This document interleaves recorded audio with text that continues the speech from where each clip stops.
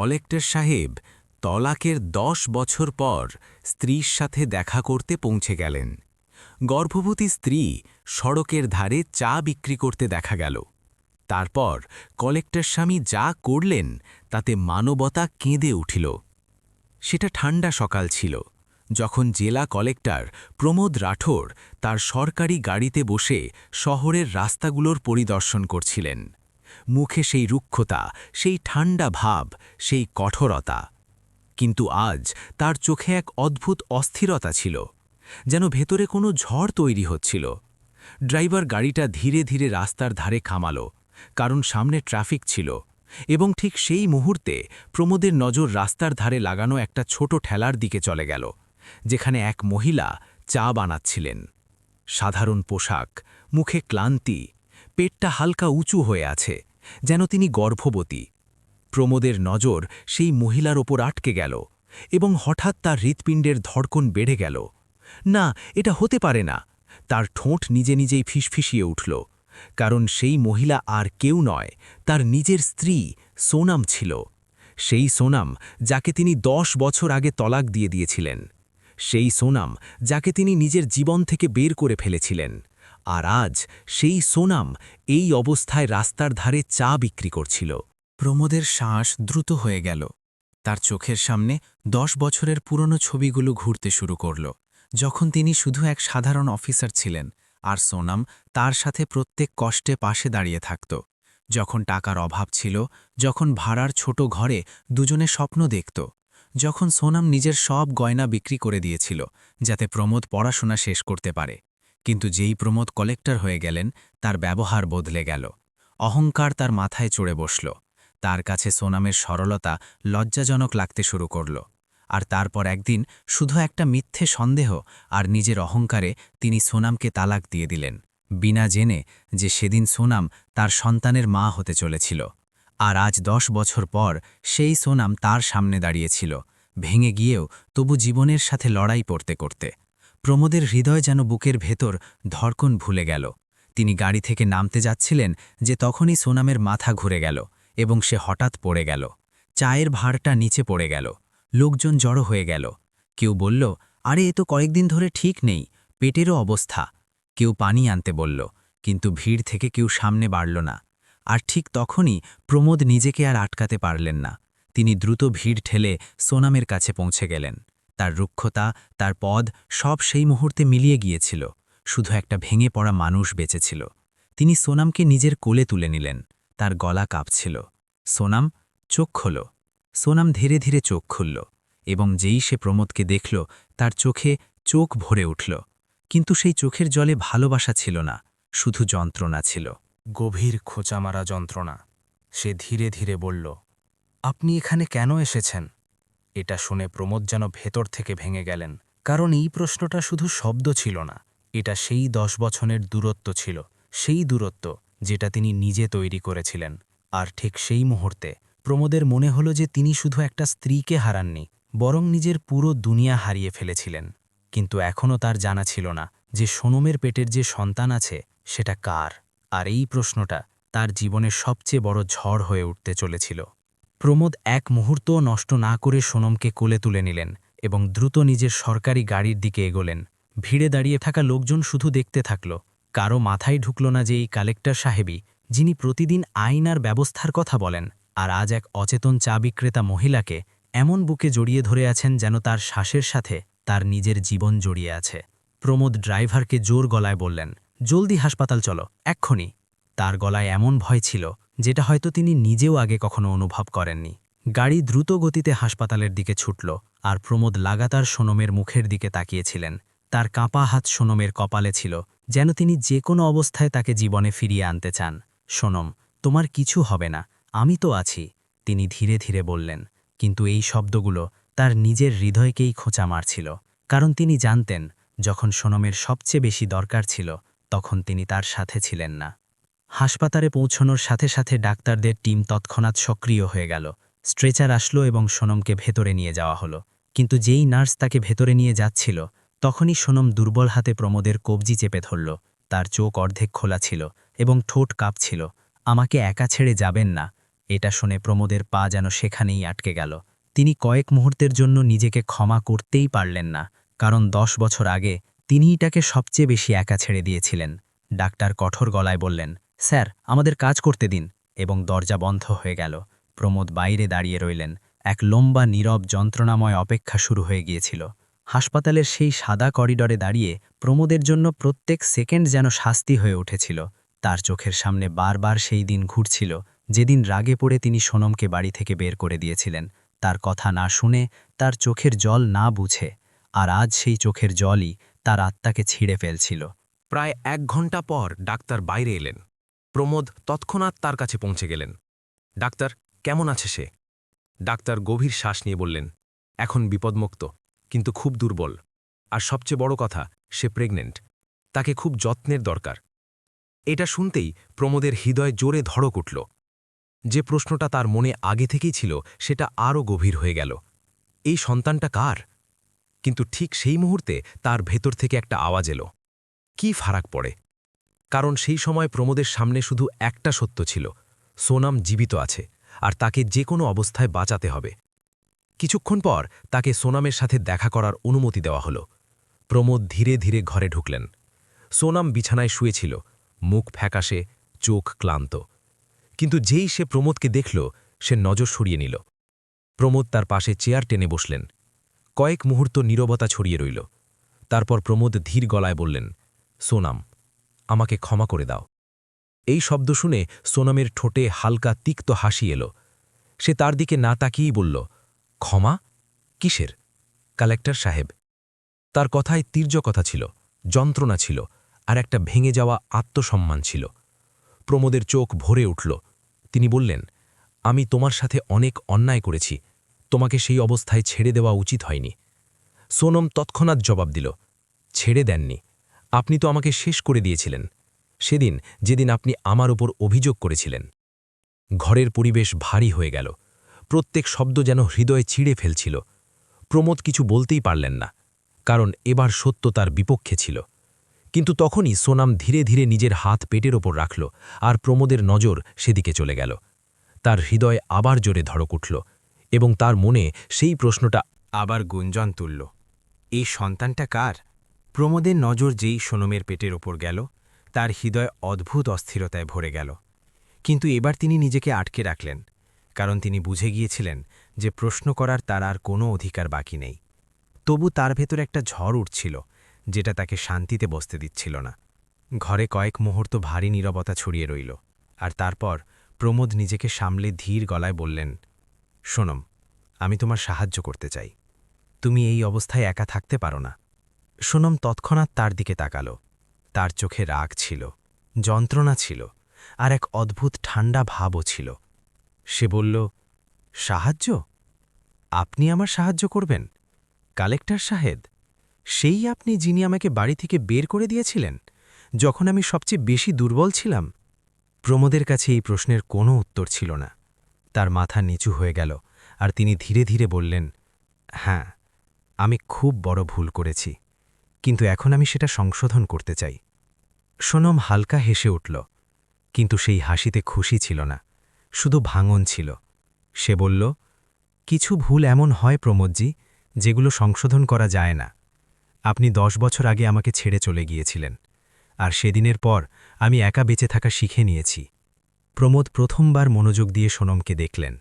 তার দুর্বল শরীর, তার হাতের শুকনো শিরা, তার ক্লান্ত মুখ, সব চিৎকার করে বলছিল যে সে কত কষ্ট সহ্য করেছে। আর এটা দেখে প্রমোদের হৃদয় যেন ভেতর থেকে কেঁদে উঠল। তিনি ধীরে ধীরে জিজ্ঞাসা করলেন, তুমি এতগুলো বছর কিভাবে কাটিয়েছ সোনম? সোনম কয়েক মুহূর্ত চোখ বন্ধ করল, যেন পুরনো ক্ষত আবার তাজা হয়ে গেছে, আর তারপর বলল, যখন আপনি আমাকে ছেড়ে দিয়েছিলেন, তখন আমার কাছে না ঘর ছিল, না সহায়। আমি অনেক দিন এদিক ওদিক ঘুরে বেরিয়েছি, কখনো মন্দিরের বাইরে, কখনো স্টেশনে রাত কাটিয়েছি। তারপর এক বুড়ি মহিলা আমাকে নিজের সাথে রেখেছিলেন।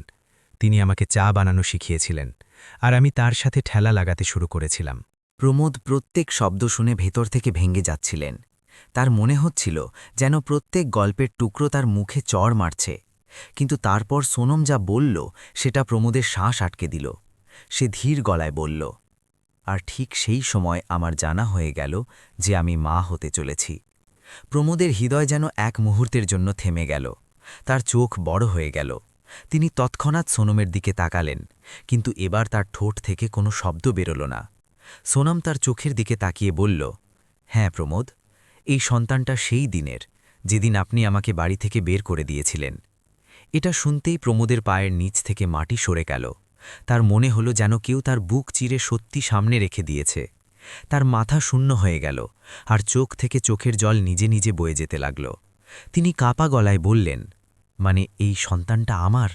সোনম কোনো ভাব ছাড়াই জবাব দিল, হ্যাঁ, কিন্তু এই সত্য জানার আপনার কোনো অধিকার ছিল না, কারণ সেদিন আপনি আমাকে একা ছেড়ে দিয়েছিলেন। প্রমোদ এবার নিজেকে সামলাতে পারলেন না।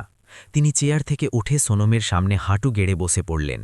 তার চোখ থেকে চোখের জল লাগাতার বয়ে যাচ্ছিল। তিনি বললেন, সোনম, আমি অপরাধী। আমি নিজের সন্তানকে অস্বীকার করেছি। আমি তোমাকে সেই অবস্থায় একা ছেড়ে দিয়েছিলাম যখন তোমার আমার সবচেয়ে বেশি দরকার ছিল। আমি নিজেকে কখনো ক্ষমা করতে পারব না। সোনাম তার দিকে তাকালো। তার মুখে প্রথমবার সামান্য নরমতা এলো, কিন্তু যন্ত্রণা তখনও ততটাই গভীর ছিল। সে বলল, ক্ষমায় কিছু বদলায় না প্রমোদজি। আমি যা সহ্য করেছি সেটা আমিই জানি। প্রত্যেক রাত খেয়ে না ঘুমানো, প্রত্যেক দিন লোকজনের চোখে নিচে নামা, আর তারপরও নিজের সন্তানকে বাঁচিয়ে রাখা, এসব সহজ ছিল না। প্রমোদ ধীরে ধীরে তার হাত ধরে নিলেন আর বললেন, এখন সব ঠিক হয়ে যাবে। আমি তোমাকে আর আমার সন্তানকে এই অবস্থায় ছেড়ে দেব না। আমি তোমাকে নিজের সাথে নিয়ে যাব, নিজের ঘরে, নিজের নামের সাথে। এটা শুনে সোনাম তৎক্ষণাৎ নিজের হাত ছিনিয়ে নিল এবং কঠোর গলায় বলল, না প্রমোদ, এখন অনেক দেরি হয়ে গেছে। আমি এখন আর কারো দায়িত্ব হতে চাই না। আমি নিজের জীবন নিজে বাঁচতে শিখে নিয়েছি, আর এখন আমি কারো বোঝা হব না। এটা শুনে প্রমোদের হৃদয়ে আবার একটা আঘাত লাগল, কিন্তু এবার তিনি ঠিক করে ফেলেছিলেন যে তিনি পিছু হটবেন না। তিনি মনে মনে কসম খেয়েছিলেন যে সোনাম তাকে প্রত্যাখ্যান করুক আর দুনিয়া তার বিপক্ষে দাঁড়াক, তবু তিনি এবার নিজের ভুল অসম্পূর্ণ ছেড়ে দেবেন না। আর ঠিক তখনই ঘরের বাইরে হঠাৎ শোরগোল শুরু হল। এক নার্স দৌড়াতে দৌড়াতে ভেতরে এসে ঘাবড়ে বলল, স্যার, রোগীর অবস্থা আবার খারাপ হচ্ছে। এবং এটা শুনতেই প্রমোদের হৃদয় আবার ভয় ভরে গেল, কারণ এবার প্রশ্ন শুধু সোনামের ছিল না, বরং তার নিজের সন্তানের জীবনও দাড়িপাল্লায় ঝুলছিল। নার্সের ঘাবড়ানো গলা শুনতেই প্রমোদের পায়ের নিচ থেকে মাটি সরে গেল। তার হৃদয় এত জোরে ধড়কছিল যেন এখনই বুক থেকে বেরিয়ে আসবে। তিনি কিছু না ভেবে তৎক্ষণাৎ সোনমের বিছানার দিকে দৌড়ালেন, কিন্তু তখনই ডাক্তার তাকে আটকে দিলেন এবং কঠোর গলায় বললেন, স্যার, প্লিজ বাইরে থাকুন, আমাদের কাজ করতে দিন। প্রমোদ সেই দরজার বাইরে দাঁড়িয়ে রইলেন। তার চোখ দরজায় আটকে ছিল আর হাত কাঁপছিল। ভেতরে মেশিনের আওয়াজ জোরে হচ্ছিল। ডাক্তারদের দ্রুত কথাবার্তার ছোটাছুটি স্পষ্ট শোনা যাচ্ছিল, আর প্রত্যেক আওয়াজ প্রমোদের হৃদয়ে হাতুড়ির মতো পড়ছিল। তিনি বারবার নিজেকে বলছিলেন, ভগবান, এবার আমার থেকে সবকিছু কেড়ে নিও না। আমি আগেই অনেক বড় ভুল করেছি। আমি আমার সোনাম আর আমার সন্তানকে হারাতে পারব না। তার কপালে ঘাম ছিল আর চোখে ভয়। তিনি প্রথমবার নিজের শক্তি, নিজের পদ, নিজের মর্যাদাকে পুরোপুরি অর্থহীন মনে করছিলেন, কারণ এই মুহূর্তে তিনি শুধু এক অসহায় মানুষ ছিলেন, যিনি নিজের সবচেয়ে দামি জিনিস হারানোর ভয়ে ভেঙে পড়ছিলেন। কিছুক্ষণ পর ডাক্তার বাইরে এলেন, আর তাদের মুখের গম্ভীরতা দেখে প্রমোদের হৃদয় বসে গেল। তিনি ঘাবড়ে জিজ্ঞাসা করলেন, ডাক্তার, সে কেমন আছে? ডাক্তার ধীর গলায় বললেন, অবস্থা নাজুক, রক্তের খুব অভাব, আর তৎক্ষণাৎ অপারেশন করতে হবে, নয়তো মা আর সন্তান দুজনের জীবনই বিপন্ন। এটা শুনতেই প্রমোদ যেন পাথর হয়ে গেলেন, কিন্তু পরের মুহূর্তেই তিনি না ভেবে বললেন, ডাক্তার, যা করতে হয় করুন, টাকার কোনো চিন্তা করবেন না, শুধু তাদের বাঁচিয়ে দিন। ডাক্তার বললেন, হ্যাঁ, এখনই রক্তের দরকার, তৎক্ষণাৎ। প্রমোদ তৎক্ষণাৎ বললেন, আমার রক্ত নিয়ে নিন। গ্রুপ লাগলে আমি তৈরি। টেস্ট হলো, আর কপাল জোরে তার রক্তর গ্রুপ মিলে গেল। প্রমোদ এক মুহূর্ত নষ্ট না করে স্ট্রেচারে শুয়ে পড়লেন এবং তার রক্ত সোনামের শরীরে চড়ানো শুরু হল। সেই মুহূর্তে তার মুখে যন্ত্রণা ছিল না, বরং এক অদ্ভুত শান্তি ছিল, যেন তিনি নিজের প্রত্যেক পাপের প্রায়শ্চিত্ত করছেন।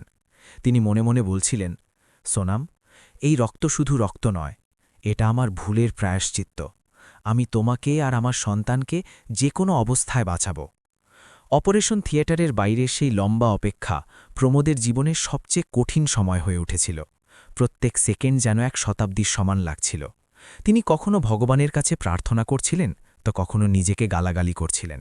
তার চোখের সামনে বারবার সেই দিন ঘুরছিল যেদিন রাগে পড়ে তিনি সোনামকে বাড়ি থেকে বের করে দিয়েছিলেন, যেদিন সে কেঁদে কেঁদে বলেছিল, প্রমোদ আমি নির্দোষ, আমার ওপর বিশ্বাস করো। কিন্তু তিনি তার এক কথাও শোনেননি। আর আজ সেই বিশ্বাসই তাকে ভেতর থেকে ভেঙে ফেলছিল। প্রায় 2 ঘণ্টা পর অপারেশন থিয়েটারের দরজা খুলল, আর ডাক্তার বাইরে এলেন। প্রমোদ দৌড়ে তাদের কাছে পৌঁছে গেলেন, আর কাপা গলায় জিজ্ঞেস করলেন, ডাক্তার? ডাক্তার হালকা হাসি দিয়ে বললেন, মা আর সন্তান দুজনেই নিরাপদ।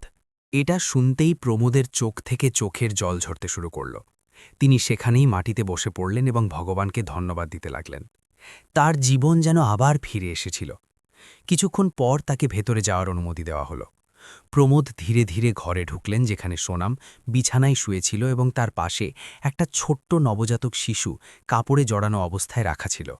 প্রমোদের নজর যেই সেই শিশুর উপর পড়ল, তার হৃদয় ভরে উঠল। তিনি ধীরে ধীরে সামনে এগোলেন এবং কাপা হাতে শিশুকে কোলে তুলে নিলেন। সেই ছোট্ট মুখ, বন্ধ চোখ আর নিষ্পাপ শ্বাস। প্রমোদের মনে হলো যেন তিনি পুরো দুনিয়া নিজের কোলে ধরে নিয়েছেন। তার চোখ থেকে চোখের জল লাগাতার বয়ে যাচ্ছিল। তিনি ধীরে ধীরে বললেন, বেটা, আমি তোমার অপরাধী, কিন্তু আমি প্রতিজ্ঞা করছি এখন তোমাকে কখনো একা ছেড়ে দেব না। তখনই সোনামের হালকা গলা ভেসে এলো, শিশুকে ফিরিয়ে দিন। প্রমোদ তার দিকে তাকালেন। তার চোখ খোলা ছিল এবং সে তাকে দেখছিল, কিন্তু এবার তার চোখে আগের মতো ঘৃণা ছিল না, বরং এক ক্লান্ত দূরত্ব ছিল। প্রমোদ ধীরে ধীরে শিশুকে ফিরিয়ে রাখলেন এবং সোনামের পাশে বসলেন। তিনি বললেন, সোনাম, ভগবান আমাদের দ্বিতীয় সুযোগ দিয়েছেন, প্লিজ আমাকে আরেকটা সুযোগ দাও, আমি সব ঠিক করে দেব। সোনাম কয়েক মুহূর্ত চুপ থেকে বলল, প্রমোদ, জীবন এত সহজ নয় যে সবকিছু আবার শুরু হয়ে যাবে। আপনি যা করেছেন সেটা শুধু একটা ভুল ছিল না। সেটা আমার পুরো জীবন ছিল, যেটা আপনি ভেঙে দিয়েছিলেন। প্রমোদ হাত জোর করে বললেন, আমি মানি, কিন্তু আমি এখন বদলে গেছি। আমি তোমাকে আর আমার সন্তানকে সেই সব দিতে চাই যার আপনি হকদার। সোনাম তার দিকে তাকিয়ে বলল, যদি সত্যি বদলে গিয়ে থাকেন তাহলে প্রথমে এটা প্রমাণ করুন যে আপনার এখন আর পদের অহংকার নেই, যে আপনি সেই প্রমোদ যিনি একসময় আমার সাথে সেই ছোট ঘরে খুশি ছিলেন। প্রমোদ না ভেবে বললেন, আমি সব ছাড়তে প্রস্তুত। যদি আপনাকে বিশ্বাস দেওয়ার জন্য আমাকে নিজের পথ থেকেও হাত ধুয়ে ফেলতে হয়, তাহলে আমি সেটাও করব। এটা শুনে সোনাম অবাক হয়ে গেল, কারণ তার আশা ছিল না যে সেই অহংকারী প্রমোদ আজ এতটা বদলাতে পারে। কিন্তু তার হৃদয়ে এখনও ভয় ছিল। সে ধীরে ধীরে বলল, কথা বলা সহজ হয় প্রমোদ, আসল পরীক্ষা সময় নেয়। প্রমোদ তার চোখের দিকে তাকিয়ে বললেন, আমি প্রত্যেক পরীক্ষার জন্য প্রস্তুত, শুধু তুমি আর আমাদের সন্তান আমার সাথে থাকো। ঘরে এক অদ্ভুত নীরবতা ছড়িয়ে গেল, যেন সময়ও থেমে গেছে, কিন্তু এই নীরবতা আসন্ন ঝড়ের আগের শান্তি ছিল। কারণ এখনও গল্প শেষ হয়নি, বরং আসল পরীক্ষা তো এবার শুরু হতে চলেছিল, যখন প্রমোদকে নিজের অতীতের প্রত্যেক পাপের হিসাব দিতে হবে এবং প্রমাণ করতে হবে যে তিনি সত্যিই বদলে গেছেন। হাসপাতালে সেই শান্ত ঘরে, যেখানে মেশিনের হালকা বিপ আর নবজাতক শিশুর ধীর শ্বাসের আওয়াজ গুঞ্জন তুলছিল, প্রমোদ চেয়ারে বসে সোনাম আর নিজের সন্তানকে দেখছিলেন। কিন্তু এবার তার মনে শুধু আবেগ ছিল না, বরং এক দৃঢ় সংকল্পও ছিল। তিনি ঠিক করে ফেলেছিলেন যে তিনি শুধু শব্দ দিয়ে নয়, বরং নিজের প্রত্যেক পদক্ষেপ দিয়ে প্রমাণ করবেন যে তিনি বদলে গেছেন। পরের দিন সকাল সকাল প্রমোদ এমন একটা সিদ্ধান্ত নিলেন যেটা পুরো জেলায় হইচই ফেলে দিল। তিনি নিজের পদের ব্যবহার করে প্রথমেই সেই এলাকার পরিদর্শন করালেন, যেখানে সোনাম চায়ের ঠেলা লাগাত। সেখানকার ভাঙা রাস্তা, নোংরা, অসুরক্ষিত পরিবেশ সব দেখে তার মাথা লজ্জায় নিচু হয়ে গেল। তার মনে হলো যে সিস্টেমের তিনি প্রধান, সেই সিস্টেমের খামতিই তার স্ত্রীকে এই অবস্থায় নিয়ে এসেছিল। সেদিনই তিনি আদেশ জারি করলেন যে পুরো এলাকার উন্নয়ন তৎক্ষণাৎ করা হবে। সেখানে পরিষ্কার পরিচ্ছন্নতা, পানি, শৌচালয় আর ছোট ব্যবসায়ীদের জন্য সুরক্ষিত স্টল তৈরি করা হবে। কিন্তু এসব করার পরেও তার হৃদয়ের বোঝা কমল না, কারণ এসব তিনি আগেও করতে পারতেন, যদি তিনি নিজের অহংকারে অন্ধ না হতেন। অন্যদিকে হাসপাতালে সোনাম ধীরে ধীরে সুস্থ হয়ে উঠছিল, কিন্তু তার হৃদয়ের ক্ষত তখনও তাজা ছিল। সে প্রমোদের প্রত্যেক পদক্ষেপ দেখছিল, কিন্তু তার মনে এখনও একটা ভয় ছিল যে কোথাও এসব শুধু দেখানো না হয়। একদিন প্রমোদ হাসপাতালে এসে সোনামকে বললেন, আমি চাই তুমি আর আমাদের সন্তান আমার সাথে ঘরে চলো, আমি সবকিছু ঠিক করে দিয়েছি। এটা শুনতেই সোনাম শান্ত কিন্তু কঠোর গলায় বলল, ঘর? আপনি কোন ঘর বাঁচিয়েছেন প্রমোদ? সেই ঘর তো সেদিনই ভেঙে গিয়েছিল যেদিন আপনি আমাকে বাইরে বের করে দিয়েছিলেন। প্রমোদ তার কথা শুনে মাথা নিচু করে নিলেন। কিন্তু এবার তিনি পিছু হটতে চলেননি। তিনি বললেন, যদি সেই ঘর ভেঙে গিয়ে থাকে তাহলে আমি নতুন ঘর বানাবো, কিন্তু এবার বিশ্বাসের ভিত্তিতে। সোনাম তার চোখের দিকে তাকালো। সেখানে এখন আগের মতো অহংকার ছিল না, বরং একটা সততা ছিল। কিন্তু সে আবারও বলল, বিশ্বাস একদিনে হয় না প্রমোদ, আপনার সময় লাগবে, আর আমার বিশ্বাস করতে তার থেকেও বেশি সময় লাগবে। প্রমোদ ধীরে ধীরে বললেন, আমি অপেক্ষা করব, যত সময় লাগুক, শুধু তুমি আমাকে এই সুযোগটা কেড়ে নিও না। ঠিক সেই সময় এক নার্স ভেতরে এলো এবং বলল, ম্যাডাম, আপনার জন্য কেউ দেখা করতে এসেছে। সোনাম অবাক হয়ে জিজ্ঞেস করল, কে? আর যেই দরজা খুলল, ভেতরে এক বৃদ্ধা মহিলা এলেন। সেই মহিলা যিনি সোনামকে সেই কঠিন সময় সাহায্য করেছিলেন। সোনাম তাকে দেখেই আবেগাপ্লুত হয়ে গেল এবং তার গলা জড়িয়ে ধরল। বৃদ্ধা মহিলা প্রমোদের দিকে তাকালেন, আর তার চোখে রাগ স্পষ্ট দেখা যাচ্ছিল। তিনি বললেন, এই সেই লোক যে তোকে সেই অবস্থায় ছেড়ে দিয়েছিল? প্রমোদ মাথা নিচু করে নিলেন এবং বললেন, মা, আমি নিজের ভুল স্বীকার করি এবং সেটা সংশোধন করতে চাই। বৃদ্ধা মহিলা কঠোর গলায় বললেন, ভুল সংশোধন করার আগে বুঝে নাও তুই কি হারিয়েছিস। এই মেয়েটা 10 বছর ধরে প্রত্যেক দিন তোর অপেক্ষা করেছে, প্রত্যেক রাত তোর নাম নিয়ে কেঁদেছে, আর তুই আজ এসেছিস যখন সবকিছু ভেঙে গেছে। এটা শুনেই প্রমোদের চোখে আবার চোখের জল এলো, কিন্তু এবার তিনি নিজেকে সামলে বললেন, আমি জানি আমি অপরাধী, কিন্তু এবার আমি পালাবো না, আমি প্রত্যেক যন্ত্রণার মুখোমুখি হব। বৃদ্ধা মহিলা কয়েক মুহূর্ত তাকে দেখলেন, আর তারপর ধীরে ধীরে বললেন, যদি সত্যিই বদলে গিয়ে থাকো, তাহলে এই মেয়েটাকে আর তার সন্তানকে সেই সম্মান দাও যেটা তুই কেড়ে নিয়েছিলি। প্রমোদ বিনা দেরিতে বললেন, আমি প্রতিজ্ঞা করছি। সেই সন্ধ্যায় প্রমোদ আরেকটা বড় পদক্ষেপ নিলেন। তিনি মিডিয়ার সামনে এসে খোলাখুলিভাবে নিজের ভুল স্বীকার করলেন। তিনি বললেন যে তিনি নিজের স্ত্রীর সাথে অন্যায় করেছেন এবং এখন তাকে তার হক ফিরিয়ে দেওয়ার জন্য সব রকম চেষ্টা করবেন। এই খবর পুরো জেলায় আগুনের মতো ছড়িয়ে পড়ল। লোকজন অবাক হয়ে গিয়েছিল যে এক কালেক্টর নিজের ব্যক্তিগত জীবনের ভুল এভাবে সবার সামনে স্বীকার করছেন। কেউ তার প্রশংসা করছিল, তো কেউ এটাকে নাটক বলছিল। কিন্তু প্রমোদ এখন এসব কথার উপরে উঠে গিয়েছিলেন। তার কাছে সবচেয়ে জরুরি শুধু সোনাম আর তার সন্তান ছিল। রাতে যখন তিনি হাসপাতালে সোনামের পাশে বসেছিলেন, তখন সোনাম ধীরে ধীরে বলল, আপনি এসব কেন করলেন? প্রমোদ তার চোখের দিকে তাকিয়ে বললেন, কারণ এখন আমার কোনো জিনিসের ভয় নেই, শুধু তোমাকে হারানোর ছাড়া। এটা শুনে সোনাম কয়েক মুহূর্ত চুপ হয়ে গেল। তার হৃদয়ে কোথাও না কোথাও একটা আশার ছোট্ট কিরণ জেগে উঠল, কিন্তু সাথে সাথে একটা ভয়ও ছিল যে কোথাও এই স্বপ্ন আবার ভেঙে না যায়। তখনই হঠাৎ ঘরের আলো হালকা ঝিলমিলিয়ে উঠল, আর বাইরে থেকে জোর হাওয়ার আওয়াজ আসতে লাগল, যেন আবহাওয়াও কোনো বড় পরিবর্তনের ইশারা দিচ্ছিল। আর এর সাথে সাথে গল্পটা এক নতুন মোড়ে পৌঁছে যাচ্ছিল, কারণ প্রমোদকে শুধু নিজের অতীতের সাথে নয়, বরং সমাজের নজর আর আসন্ন নতুন চ্যালেঞ্জের সাথেও লড়াই করতে হবে। হাসপাতালের ঘরে কাটতে থাকা প্রত্যেক দিনের সাথে সোনমের শরীর তো ধীরে ধীরে সামলে উঠছিল, কিন্তু তার হৃদয়ে জমা বছরের যন্ত্রণা এখনও গভীরে বসেছিল।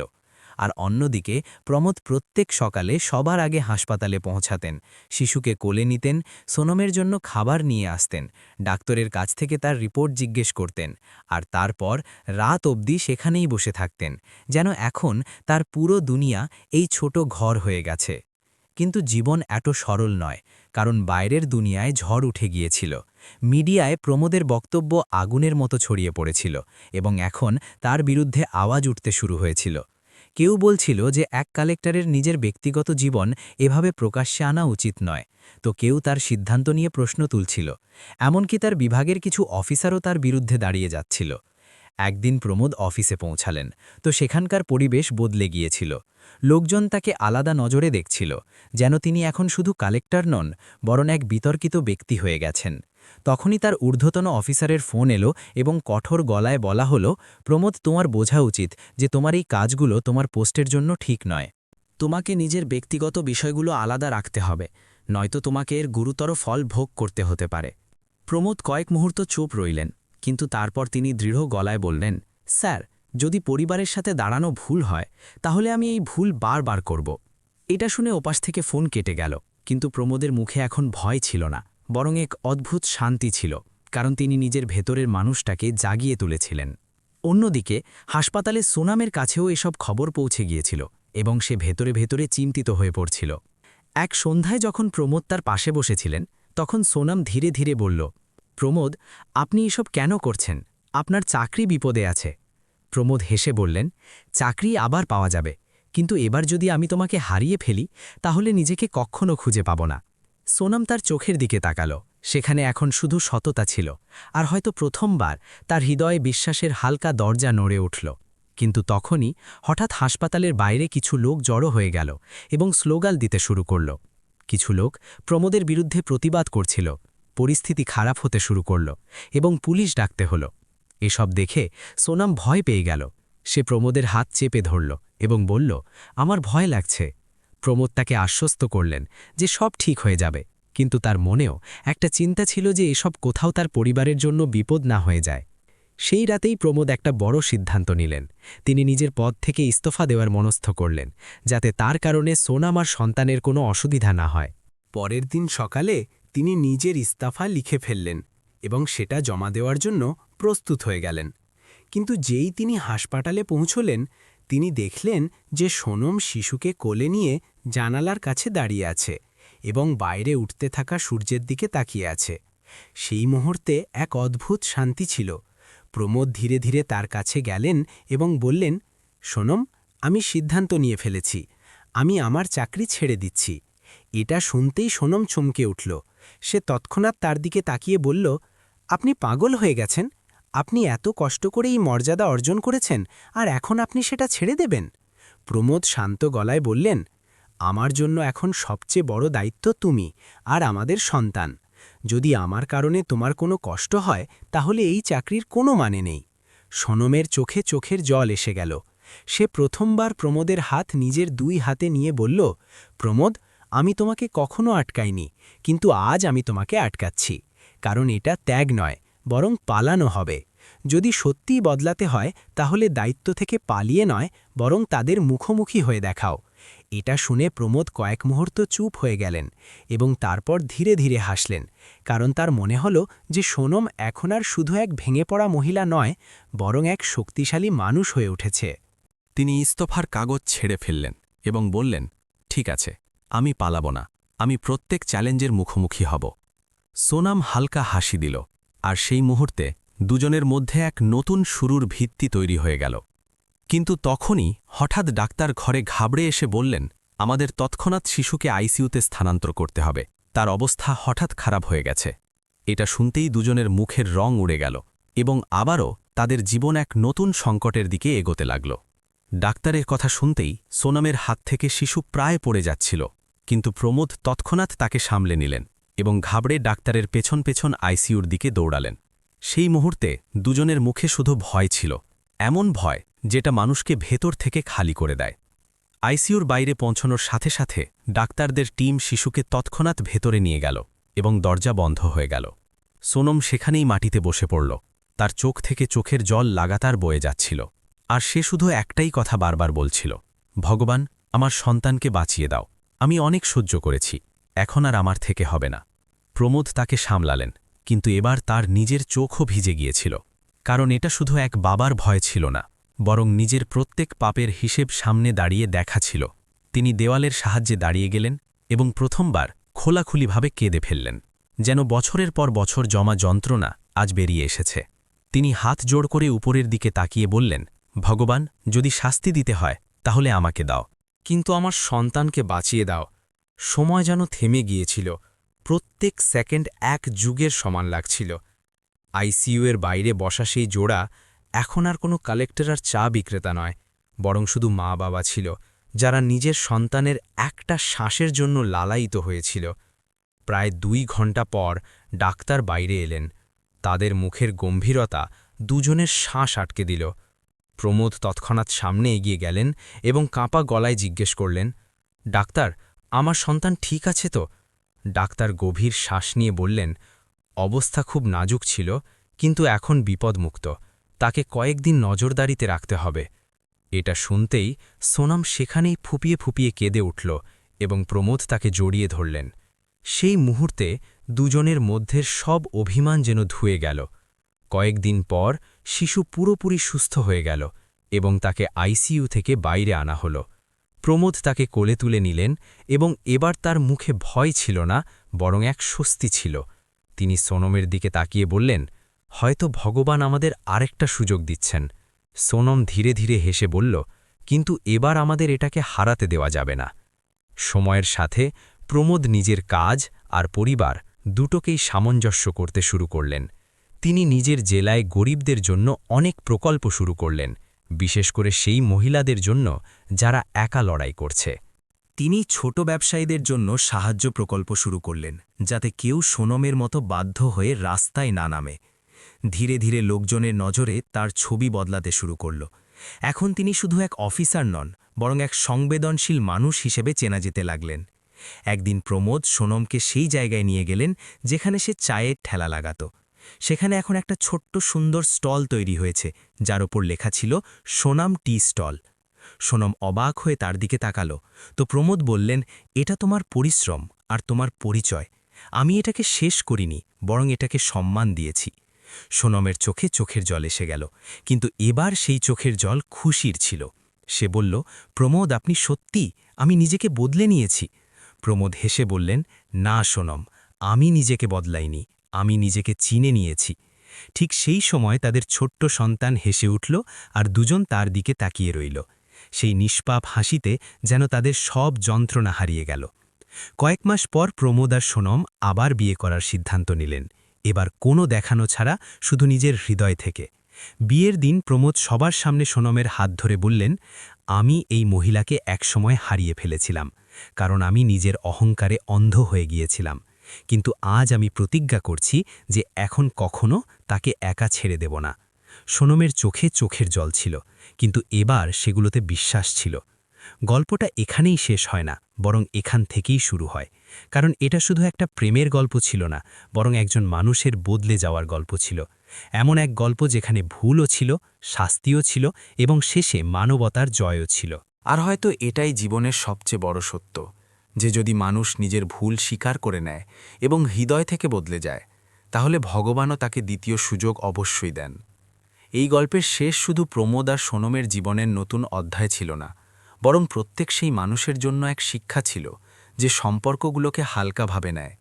কারণ সত্যি এটাই যে স্বামী স্ত্রীর সম্পর্ক শুধু সাত পাকের বন্ধন নয়, বরং এটা বিশ্বাস, সম্মান, ধৈর্য আর দায়িত্বের ভিত্তিতে দাঁড়িয়ে থাকে। এক সত্যিকারের সম্পর্কে সবচেয়ে জরুরি জিনিস হয় বিশ্বাস। কারণ যখন বিশ্বাস ভেঙে যায়, তখন শুধু একটা সম্পর্ক ভাঙে না, বরং তার সাথে জড়িত স্বপ্ন, আশা আর পুরো জীবন ছড়িয়ে যায়।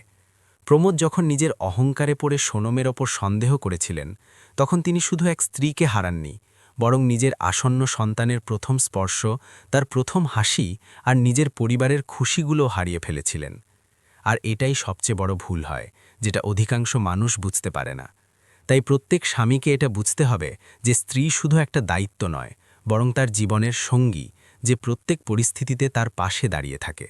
আর প্রত্যেক স্ত্রীকেও এটা বুঝতে হবে যে স্বামীর স্বাদ শুধু খুশিতে নয়, বরং কঠিন সময়েও নিভেই আসল প্রেম হয়।